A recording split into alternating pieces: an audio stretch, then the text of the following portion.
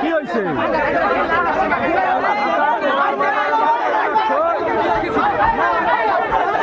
রাত্রে প্রায় 7:30টার দিকে আমাদের এক জনৈক ভদ্রলোক আমাদের ট্রিবল লাইনে ফোন করে জানায় যে আজিমনগরে একটা ঘটনা ঘটতেছে রাস্তা পারাপারকে কেন্দ্র করে। ওই এলাকারই কিছু ছেলে পেলে ফুটবল খেলে রাস্তায় উঠতেছিল, প্রতিমধ্যে একটা বরযাত্রী গাড়ি সেখান দিয়ে যাচ্ছিল। তো ওই রাস্তায় উঠাকে কেন্দ্র করে আসলে তর্ক বিতর্ক এক পর্যায়ে বরযাত্রী গাড়িতে তারা কিছু বাড়ি টেনে মারে বা বরযাত্রী যারা লোক ছিল তাদেরকে একটু হ্যারাসমেন্ট করে। এই বিষয়ে তাৎক্ষণিক আমরা সেখানে পুলিশ পাঠাই তাদেরকে আমরা উদ্ধার করে থানায় নিয়ে আসি।